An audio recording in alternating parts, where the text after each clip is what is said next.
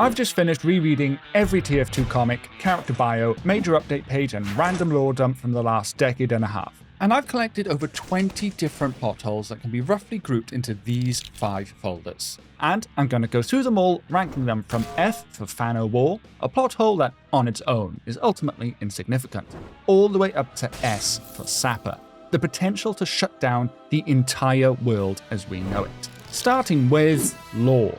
Lore never changes, except for when it does.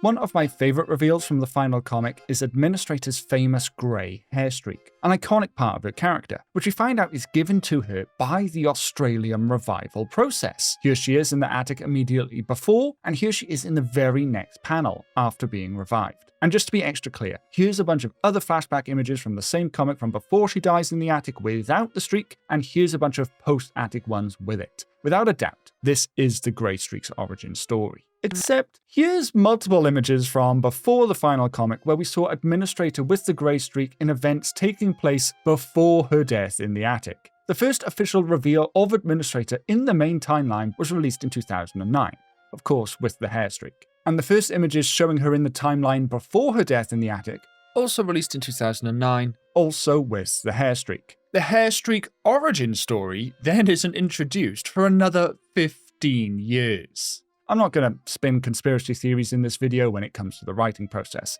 I think it's fairly safe to assume here that in the decade and a half between when Admin was originally revealed and the final comic was released, that the writers simply had a cool idea to give her the died and came back to life story as the reason for her grey streak, and then decided to include it in the revealing everything part of the final comic, even though it didn't fully add up. The fact that Disney's Frozen, released somewhere in the middle between these two events, being the impetus for this change of plan is definitely not a conspiracy theory that I'm endorsing. Because if the hair streak was caused when she died in the attic, then that means at the time of the infamous family portrait, she has already died and been brought back when this photo was taken. Given that the revival in the attic pretty unambiguously happens after Zephaniah dies, that would mean that he has also been brought back from the dead at the time of this photo. And of course, the implication of that is that everyone else in the photo knew that Zephaniah was alive the whole time. Believe me, I've got a lot more to say about this picture later on in this video. But within the context of the Administrator's hair streak, the potential implications are massive.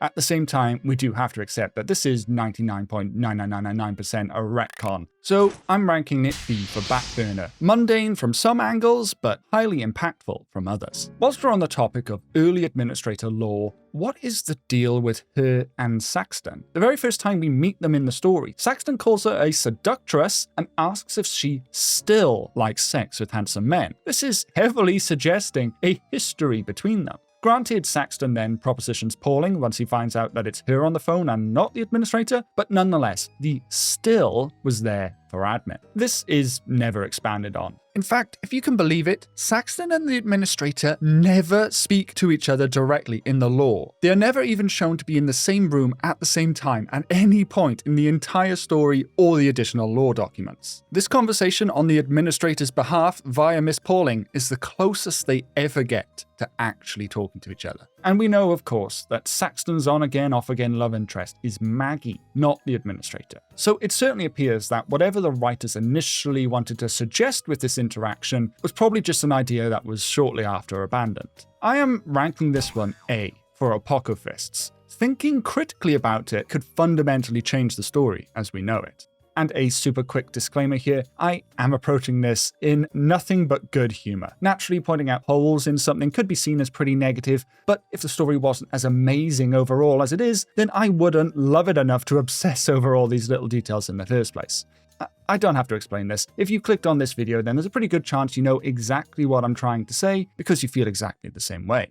I don't think anyone else has noticed this before, and I'm sure they'll sound off in the comments if they have though, but Marasmus being in prison is not consistent at all. In story comic number 1, which released in August 2013, Marasmus is framed for the murder of Welsh pop singer Tom Jones. The next time we see him is 2 months later in the Halloween tie-in comic Grave Matters, where he is locked up in prison. This Halloween comic also recounts the events of 2012's Blood Brothers comic, effectively establishing the Halloween series of comics as main story canon. In other words, Marasmus is in prison in this Halloween comic as a direct result of the main story comic that came just before it. He doesn't appear again in the story comics until the finale, but in the meantime, he shows up in 2014's Halloween tie-in comic, very much not locked in a jail cell, and similarly the 2015 Halloween comic where he is also not in prison. And importantly, in this second Halloween comic where he's not in prison, he makes direct reference to previous Halloweens, including the in-game event that tied in with Grave Matters, which was the Halloween comic where he was in prison. So, this must mean that at some point between the events of Grave Matters and the following Halloween, that he somehow gets out of prison. Okay, that's not that hard to believe. He is a wizard after all, and at some point he must have served his sentence or otherwise been exonerated, right? Except the final story comic, which canonically takes place 7 years after the other 6 story comics, starts with Marasmus in prison. And just to remove any doubt that he's not maybe back in prison, he says directly to Soldier later in that comic that he was in prison for the last 7 years for the murder of Tom Jones. And to further muddy these waters, earlier in this same scene, Heavy even clarifies that the events of Marasmus trying to kill them at Halloween happened in previous years, so we couldn't even generously say that the Halloween comics are canonically in the years after the flash forward of the final comic. So, if at the time of Grave Matters he's in prison, how can he be out of prison for at least 2 years to try to kill them on Halloween for multiple years if he was actually in prison the entire time in between Grave Matters and the moment of this quote? Honestly, it sounds a bit silly to question this, but silly is kind of fundamental to the TF2 universe, especially when Marasmus is involved. I can't even rationalize this one. It's a plot hole through and through. The actual update page for one of these Halloween events even has what appears to be a joke about Marasmus being in prison, whilst the comic that released alongside this update page shows him out and about. So I think the writers maybe knew that this was an impossible situation they were creating, and decided to run with it anyway. Anyway, because Marasmus doesn't actually do much in the main story other than be the fall guy for a murder and act as a storytelling device in the final comic, I'm rating this C tier for the classic. In the right hands, you could probably do something interesting explaining this one away, but ultimately it would only have a small impact on the story.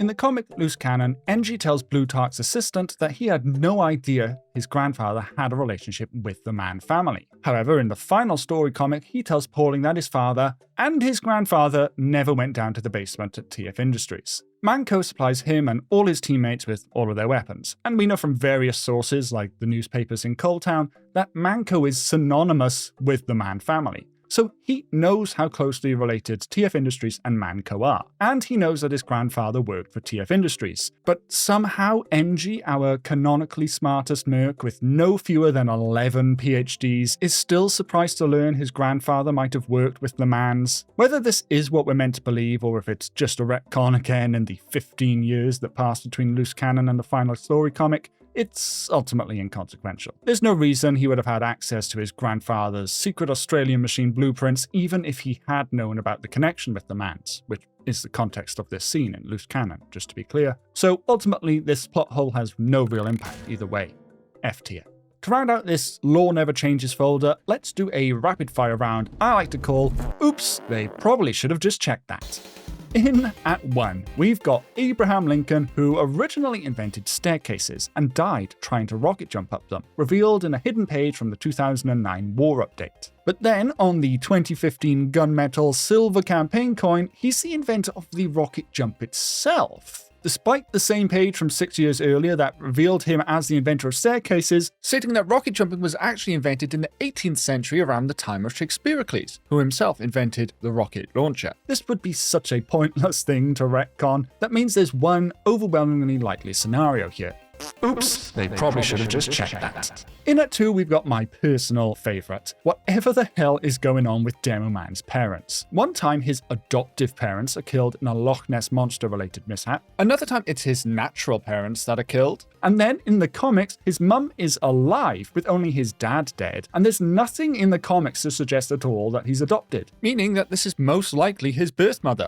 How much would his character or the lore change depending on Demo's adoption status or lack thereof? Basically not at all. Which means, oops, they probably should have just checked that. And in 3, one I know is a community favourite. How can the medic lose his medical licence, as he very famously tells us in the Meet the Medic short, if he never had any formal medical training, as disclosed multiple times in his official bio? How do we reconcile this contradiction as TF2 fans? Well, I don't think we have to, because, say it with me now, oops, they probably should have just checked that. Finally, we have the outright evisceration of Team Vanguard. Who the heck is that, you might be asking? Well, this is one of the rare and special cases where we know that the writers actually did check that, and decided to change it anyway. According to the Wayback Machine, literally the same day that the final comic was published, the writers also updated this page in the previous comic to remove Team Vanguard, one of the other mysterious mercenary teams that the administrator employs, and instead replaced them with a list that includes only teams starting A through F. F, of course, being our team, Team Fortress.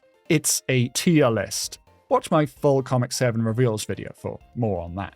I grouped everything in this quickfire round together because ultimately none of them affect much, which perhaps makes it all the more entertaining that most of them got changed, seemingly by accident. F tier for the lot of you. Amusing, but inconsequential. I have no answer, so Casper must scream. It's time to dive into a much heavier part of this video, one with a lot less whimsy and a lot more questions I can't quite rationalize away as meaningless mistakes. I talked about this in my aforementioned final comic recap video, but seriously, why don't we see Pauling at the holiday party? Why did they feel it was so important to specifically not show her there? Now, some people have interpreted this as Miss Pauling being busy running TF Industries. But remember, she was such a low-level employee that this was her office, and the front desk clerk doesn't even know who she is. She was the assistant in charge of the canonically worst team, after all. Another interpretation of Miss Pauling's absence is that she has bought the farm, a metaphor meaning someone has retired to live a chill, self-sustaining life living off the land. Although in this case, the sending of the turkey is being interpreted as her literally buying and living on her own farm. And before I rank this one, I want to bundle it with, why don't we see what Pauling does with Soldier's Cave Australium? I think the very fact that NG shows us that he's not sure what she's going to do is the writers giving the reader a reason to question it as well. And yes, she does ask the NG about ocean trenches in the end, and maybe if that was all, then I wouldn't be thinking too much into it. But the fact that we don't see her dump the Australium, combined with the intentional choice to not have Pauling in the final gathering, leaves this, for me personally, a massive question mark on her fate. I rate this B for backburner. Should we ever get a continuation of the story, Pauling with Australium could be the critical plot point of the entire thing. Or maybe she did dump it and buy the farm, and she's not even in the story at all. The very first lore reveal ever was specifically to show us that Zephaniah Mann is dead and has become a ghost. That will be important later. The initial reveal took the form of Zephaniah's last will and testament, and at the time had a hidden paragraph. And it also released alongside this half of the Mann family photo, which has a person cut off and unidentifiable. In the comic Loose Canon, we find out that NG's grandfather built a third Australian machine for an unknown person, with that comic also showing that Elizabeth hasn't aged in 40 entire years before commissioning these machines, suggesting that the third machine is not for her because she already has some anti-aging method without it.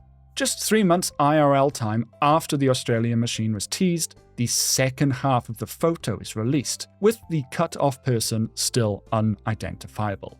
Then 2 whole years in real life go by without any related lore being dropped, until Zephaniah's completed will is finally revealed, and we find out that the hidden paragraph is dedicated to Zephaniah's maid Elizabeth, someone who already had a paragraph of dedications in the original will. And alongside this, Grey Man is introduced as a character in the lore for the first time. Given the fact that the third Australian machine tease was just 3 months before the completed family portrait, it certainly looks to me, and felt to me at the time, that we were meant to think that the third machine belongs to the mystery man in the middle, and that we would soon find out who that man is. We will never find out who that man is. Why would they start the entire story with the hint of a character that they never planned to reveal? Why would they show a third Australian machine if they never planned to show its owner? Why would they hide a paragraph in the will just to eventually reveal that it's dedicated to someone already in the will? I actually think there's a very simple answer to all of these questions. Grey Man.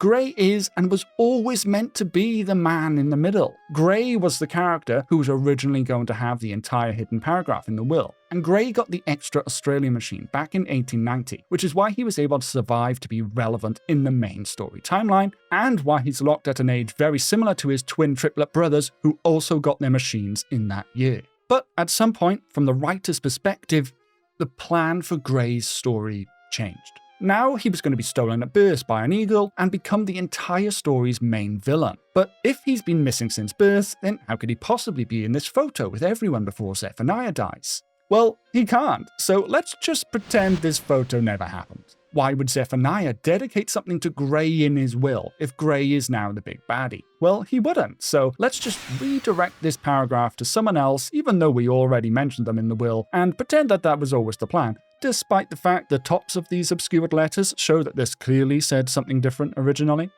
And what about that Australian machine? Well, actually, this one doesn't necessarily get busted at any point up until the final comic. NG's grandfather building a machine back for Grey in 1890 absolutely could have played a part in why Grey and Elizabeth/the Administrator are enemies in the main timeline. But as we all now know, Grey already has his own Australian machines around 40 years before the third machine is commissioned in loose canon, so the third machine question now also goes completely unanswered. But again, a lot more on that in just a moment. Grey Man being the original subject of all of these major hints is of course just a theory, but I think it's a theory well supported by the lore that existed up until Grey's actual reveal. Again, with 2 whole years of an effectively paused story in between, giving the writers plenty of time to decide to change direction. I think I will also stick this in B tier, despite the obvious hole we all feel, knowing that these questions will never be answered. Maybe I am spot on, and Grey's character was originally completely different, and the story was planned to go in an entirely different direction. Or maybe just some minor details changed in a way that made the writers feel that revealing Grey in the photo or in the will, or as the owner of the machine, would have been clunky. So they just pivoted. But at the same time, the original and eventual goal of Grey Man's character stayed largely the same. Oh, and a quick mini plot hole here. Loose canon shows the will being read to Redmond and Plutarch, and it literally mentions the existence of Grey Man, even though it doesn't dedicate anything directly to him. Therefore, they both would have known exactly who he is, so them not knowing who he is in Blood Brothers wouldn't actually be the case. Would they have stopped him in the 120 odd years in between if they had known about his existence? They're pretty useless, so probably not, but it's a hole in the plot nonetheless. I'll pop this in C tier, a minor oversight that could easily be written around if the writers had spotted it. On the topic of that third Australian machine though, I think this one is kind of confirmed in the later comics, when Administrator tells NG his family had already given her more time than any of us deserves, when NG acknowledges that his family has worked for her for a long damn time, and when NG mentions his grandfather never went down to the basement. All of these, of course, implying that the machine was for her. But remember, the comic introducing the mystery third machine shows the Administrator already defying aging for at least 40 years before the machine was built. So if anything, the machine being for admin being kind of confirmed in the later comics is itself a retcon plot hole. But believe it or not, everything we just talked about gets even more messy when we factor in the census and genealogy records for a person named Helen, a name that we know the Administrator uses, and at least one of those records is dated for the year 1850. Except in the year 1850, the Administrator was known as Elizabeth. The census, the genealogy records, the Helen Elizabeth question all builds up over multiple years of comic issues, and this is never paid off. Like, not even a little.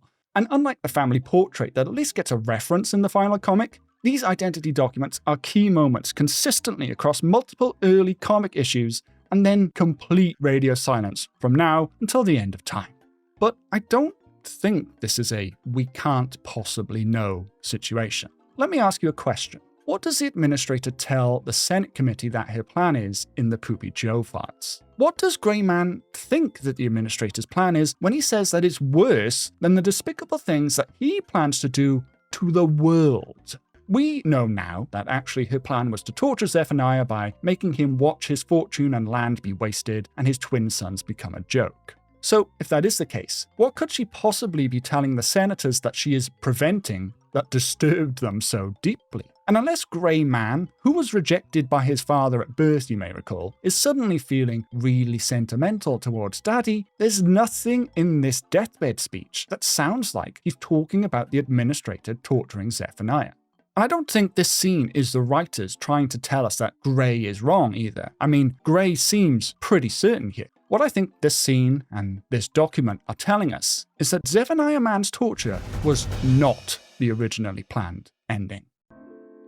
Grey Man's death scene, where he talked about her plan, released in 2015. And then this one, where the administrator wastes 6 months of Australium just to look younger, released in 2017. And then these ones with the administrator's documents released earlier than that. And remember, the first ever story that released in 2009 was about Zephaniah Mann being dead, and absolutely dead because he is a ghost during the in-game timeline, which is canonically before the big torture reveal. It wasn't until the end of 2024, 7 years after the previous comic and 15 years from the initial story drop, that the administrator's plan actually gets revealed in the final comic.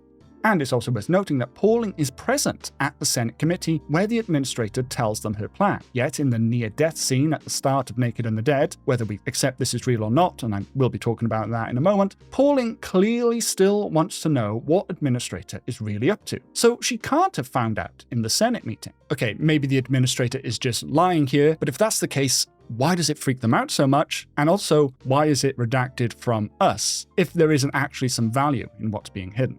All of this further reinforces my suspicion that, at some point in the years between the Poopy Joe files in 2012 and at least 2017, when The Naked and the Dead, the penultimate comic, released, that whatever admin's actual plan was ended up being changed. I don't know what the writers were thinking at the time of these early pieces of lore, but none of this stuff appears to be in any way hinting towards what is ultimately revealed in the final comic. In what way is one old man's torture more despicable than Grey's plans for extreme power and world domination? Why would the administrator choose to look young for her pre-death evil villain speech instead of taking 6 more months of torturing, the thing that she exists to do? What were the writers hinting that she was trying to hide from Grey by burning her identity records that would in any way impact her ability to continue torturing? Why was Zephaniah literally introduced to us as a ghost, if at the time they had planned for him to actually be alive the entire time? A lot more on ghosts coming up, by the way. Given that almost none of this stuff really makes sense with the context of the big reveal in the final comic, which is only emphasized by the fact that half of this stuff never actually got a reveal in the end, the only way I can personally make sense of the deathbed speech, identity documents, the cliffhanger end to Comic 6, heck, even the third Australian machine, the hidden paragraph in the will, the hidden man in the photo, and admin's actual name reveal, is if, when they were originally written, they were all pointing to a completely different ending. This is an S tier 1 for me, without question. You can't make all of these clearly important references in the lore and never answer them if, for any reason other than that for a significant part of the story's life, the writers were working towards something completely different. That was pretty heavy, so how's this to lighten the mood?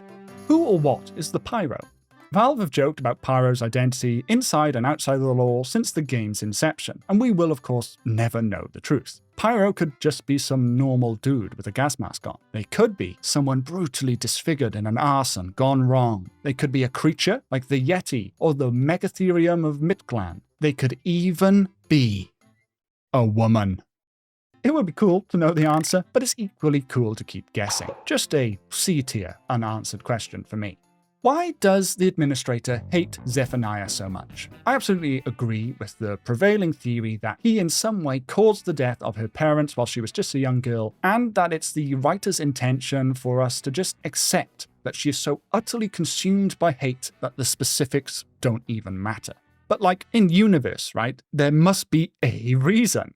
God damn it, I want to know what it is. And I think that is fair enough to say that this is pretty much asking the same question as, what does she whisper to him on his deathbed? Presumably something that makes him realize that she's been trolling him for the past 30 years. But again, I would love to know the specifics. Does she tell him her real name that triggers his memory about what he did to her parents? Or does she simply whisper, I just made you think of the game? And he dies knowing he'll never get her back. Whilst I joke, and I'm sorry by the way, I do actually think that this unanswered question is more than just a C tier one. Because actually knowing what is driving our main character with as much specifics as possible will allow us to put ourselves in their shoes and think about what we would do in that situation, or at least what we would love to do in some sort of power fantasy hypothetical scenario. It can even help us decide if we're even rooting for this person in the first place. Did he do something awful, evil, to kill Administrator's parents, such that we want to see Zephaniah receive such gruesome revenge that she enacts on him? Or did he, leave a Lego brick out on the carpet that she stepped on one time, so that we think that he actually deserves something so much worse? I'm actually going to put this in A tier. If I don't actually know the details about what she's really fighting for, then I don't actually know if I want her to succeed.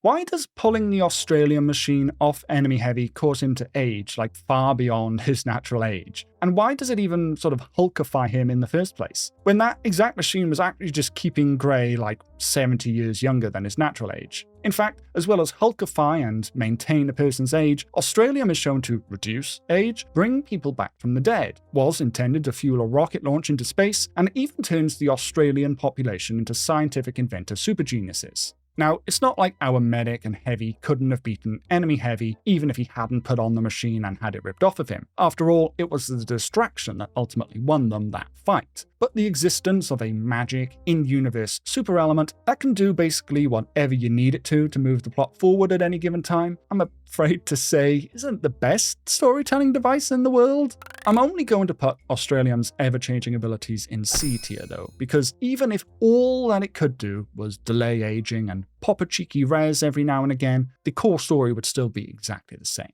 So we move on to our next folder. Where are they now? No, seriously, where the f are they now?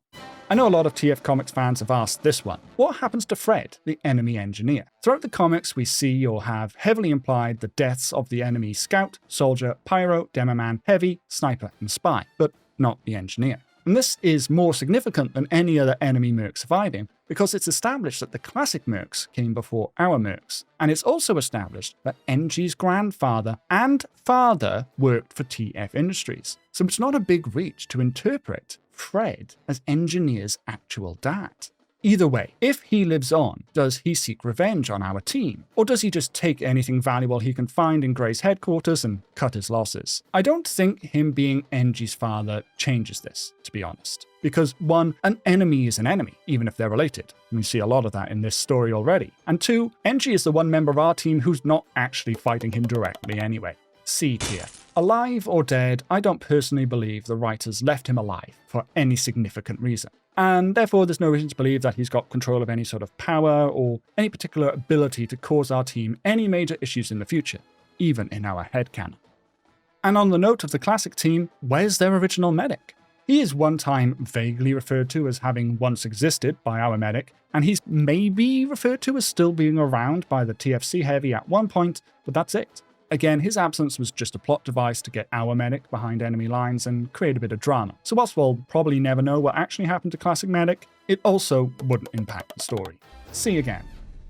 One where are they now I will absolutely not be putting in C tier though is Charles Ruddy Darling.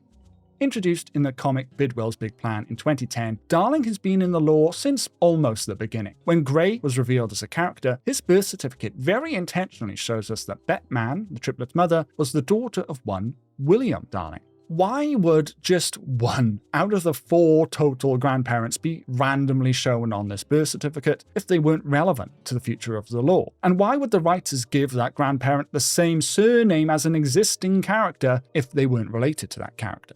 But what intrigues me even more about Darling is that he wants the world's Australium just as much as Grey and the Administrator do, and he knows that the administrator has taken Hale's Australium from his vault, which is something that Hale himself, and even Grey Man, with his super intelligence and network of mercenaries, doesn't know. And Darling even knows the truth about the administrator being over 150 years old. I simply ask, how? And of course, the reason I mention him in this part of the video is because this is the last time that we see him in the main timeline, offering Saxton help to get Manco back in exchange for Australium, a deal that Saxton appears to take. So if Charles still wants Australium, why do we not see him for more than half the comic issues? He doesn't show up at any point after the gang beat Grey's mercs, nor at any time in the entire 7-year fast-forward timeline. The writers obviously remember he existed when writing the final comic because they show a new flashback with him, but nothing in the main, forward, or even further forward timelines. And remember, he is a well-informed, very wealthy, and resourceful man whose life goal is to get as much Australium as possible, even if we assume he doesn't know about Soldier's Cave Australium, or the Australium that is still inside the blood of the Australian population that Grey Man was planning to suck out with blood-sucking robots. We are given no reason to believe that Charles Darling isn't capable of finding either or both of these things out. And that's to say nothing of the Australium that Saxton now owes Darling after he successfully helped them get Manco back. Given that the pursuit of Australium is basically the entire story, and the fact that Charles Darling is Saxton's literal arch nemesis, I have no choice but to put the fact that he's still alive and we don't know what he's up to as an S-tier plot hole. It's death, Casper, but not as we know it. When Scout and Sniper die, they go to heaven. When Medic dies, he goes to hell, and all three of them come back from the dead. When Pauling and Admin die, they go to an apparently shared limbo realm based on the admin's control room. When Marasmus, Tom Jones, and Redmond and Blutarch die, they become ghost forms of their living body. When Zephaniah Man dies, he becomes a generic bedsheet ghost. When Silas Man dies, he becomes a giant pumpkin-head ghost creature. When Grey Man dies, nothing. And the same for all the enemy mercs as well. Nothing. Now, we can actually try and explain some of this. For example, maybe the heaven and hell ones are just near-death experiences, not actually dying, right? Except Medic actually comes back from hell with the pen the devil handed him. So these are real heaven and hell experiences. Perhaps then the limbos, like Admin's screen room, are the real near-death experiences, like when someone kept alive by Australium is running low on the stuff. Except when Blutarch is running low on the stuff in loose canon, he says that he's seen the other side and there's nothing there. So perhaps when people die for real, then they become ghosts. But actually when Tom Jones dies, he goes to heaven first, as we see in Scout's death scene. And he only becomes a ghost when his afterlife form gets killed. Fine, maybe ghost forms only happen when people die whilst already dead in the afterlife. Except when Marasmus, Redmond, and Blutarch die, they all become ghosts instantly. Which isn't to say anything about the theory that Zephaniah could plausibly still be the ghost on Harvest even though he's alive all this time because he's temporarily dying from Australian deprivation over and over. Which wouldn't really add up because every other person who dies and comes back is never a ghost, and everyone who is a ghost permanently. And we of course have to consider that if these are the rules of the universe, then they apply to all of the bad guys as well. But every bad guy death, and the administrators, and Zephaniah's final death, is ostensibly real and permanent. I know it's not that serious, but I'm going to say the same thing I said about Australium's inconsistent powers here. If you create a magic plot device that can just do whatever you want, whenever you want, then it kind of undermines any event that that device is involved in. In this case, the event is death itself. The highest stake concept that exists in any universe emulating the real world. So it being undermined is kind of a big deal. If any death can just be overturned on a whim, then why should I care about any threat that the protagonists face if I know, even if they fail completely, it doesn't matter. And similarly, if death isn't permanent, then why should I care when the protagonists succeed by killing a baddie if the rules of this universe tell me that they too could just come back at any time? Even if we interpret Medic saying that our team won because they don't have souls as being the explanation for why they specifically are able to come back from the dead. It doesn't actually matter what the mechanic or in-universe justification is for death being meaningless. It's the fact that death is meaningless in the first place that's the problem. The mechanic by which that is justified is almost entirely irrelevant. So, given that a guy dying and being brought back from the dead is the literal main plot of the entire story, and no fewer than 4 good guys die and come back from the dead without consequence, whilst at the same time we have to accept that the main baddie and all of his henchmen die, but for them it is entirely permanent, no questions asked, I honestly cannot in good conscience put the inconsistent treatment of death in the TF2 universe anywhere other than an S-tier plot hole. Disappearing in a puff of logic. Our final folder contains plot holes where the logic of a situation, or lack thereof, just doesn't add up. The idea that Pauling might already know the administrator's plan from the Poopy Joe file Senate meeting that we talked about earlier actually opens up a particularly nasty logic plot hole. Because in the final showdown, we see her apparently decide to stop working for the administrator once she finds out that the plan was to torture Zephaniah. But what this plot hole exposes, that if she actually found out the plan at the time of the Senate hearing, and the plan was to torture Zephaniah, which of course we assume it wasn't when this was written, but if it was, then that would mean Miss Pauling finds out the plan at the Senate meeting, and at that point in the timeline decides to stop working for the administrator, before Grey Man attacks, before the events of basically the entire story. Then she never helps the gang from the beginning. And in fact, if she's really against what administrator is doing, she might even be working against the gang. There is no way that Miss Pauling finding out the plan earlier in the story is anything but another S-tier plot hole.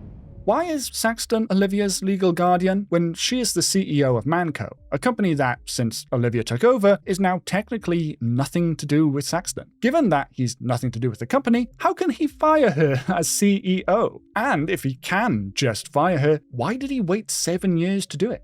I am convinced that there was more planned for Olivia at one point or the other, although admittedly I'm perhaps less convinced than I am about Grey's originally planned story or the final comic's big reveal being different. At the end of Comic 6, once the gang has seemingly already won, Olivia is still the CEO of Manco, and her father, whom she was seemingly pretty close with, has been murdered by this group of mercenaries who are now charging at the company that she controls. And we assume that she just immediately accepts one of her real father's murderers as her new parent and hands over the keys to the company that she is still legally in control of and lets this murderer do whatever he wants with it for the next 7 years, even though that she's actually still in legal control. Okay, yes, she's just a little 7-year-old girl, but much, much crazier things have happened in this universe than simply a 7-year-old girl deciding to direct company resources against the people who murdered her father. This Saxton situation with Olivia, and honestly Olivia in general, is an A-tier plot hole for me. One thing that never sat right with me since the very first time I read the final comic is just how quick the administrator gives up. Pauling reports back that she hasn't found any more Australium, and the administrator just says, "Oh well, guess I'll die." Literally. How could she possibly not know that one of her own employees lives in a cave, which is presumably pretty close by given that he works in the town of Twofort just like she does, and that cave not only has some Australium in it, but enough to last for centuries? How could Soldier have gotten his hand on this? Or how could it have accidentally arrived in his cave on the Administrator's land, with Administrator, with her unlimited resources and endless network of spies, not possibly knowing about it? Or at least, how can she be in a position where she could not possibly accept that maybe there's still more out there somewhere in the world? And that's not even the worst of it, because we find out at the end of the comic Old Wounds that Grey Man was building robots to suck Australium out of the blood of the Australian population. And in loose canon, Administrator already knows about the Australium in their blood nearly 100 years earlier. So given that she knows about this Australium in the Australian population as well, why would she not try and do the same thing that Grey was planning? I find it hard to believe that she might be morally above it, don't you? And I just want to take a quick moment to acknowledge that so much of this story's plot holes in some way relate to a comic titled Loose Canon. I'm sure it's meant to be a reference to Elizabeth's unexpected warmongering, but the fact that the story's canon is as loose as it is as a result of this comic, it's really just beautifully poetic. Anyway, if the Administrator accepts that there's even the tiniest possibility that there's more Australium in the world, or, of course, she remembers about the Australium in the Australian population, then she doesn't waste the supply that she's already got by making herself look younger, and she's got at least 6 more months to try and find it. So she probably never goes down to the basement, and therefore the gang never find out about Zephaniah. Either way, the story absolutely doesn't end in the same manner, and that's even if it ends at all. So the fact that what actually happened in the story was that she just laid down and accepted that there couldn't possibly be any more Australium left on Earth, even though multiple people objectively much more stupid and much less resourceful than her know about it, there's a gigacache of it somewhere on her own company land, and the fact that she's apparently somehow forgotten about Australium's origin story that she herself told, it's all kind of hard to accept, if I am perfectly honest. It doesn't change the story up until this point, but it blows it to smithereens after this point. Apocryphists, for sure. And here it is, my completed tier list. And I'm sure yours will look different to mine, and that's absolutely okay. Everyone's personal barometer for what is considered a whole is going to be tuned a little different. I don't expect anyone to take my opinion as gospel. All I hope is that I've given you at least a little food for thought. But whatever your feelings, I think we should all remember that the Team Fortress story is ultimately just for fun. Something that reflects the chaotic and silly nature of the game itself, but without having any real impact on the gameplay. Despite most die-hard fans, like you and me, definitely having mixed feelings about some of these plot holes, the unanswered questions especially, overall, the wild decade-and-a-half ride of the story that has accompanied the now nearly 20-year-old game has absolutely been worth the wait. I, for one, know that I am much happier to be sat here today discussing a story with some holes in it than I would be if there had never been a story at all. I want to give a shout out to Langoust, Cobra, Chuckman, Amber, Skymin, Azom, The Springlock, King K. Rool, Smashers, An Animated Dino, Shy Guy Show, and The Medic, who all gave suggestions that I ended up talking about in this video. And a thank you to everyone who gave suggestions that didn't make it in. A lot of these suggestions were related to the in-game canon, and you are absolutely right that the canon between the story and the in-game world gets very messy very quick. And who knows, maybe there's a part 2 to this video somewhere in the future. If you want more lore discussion right now though, check out my NPC A to Z video linked on screen right now. And of course, be sure to subscribe to be the first to know about whatever TF2 video I make next.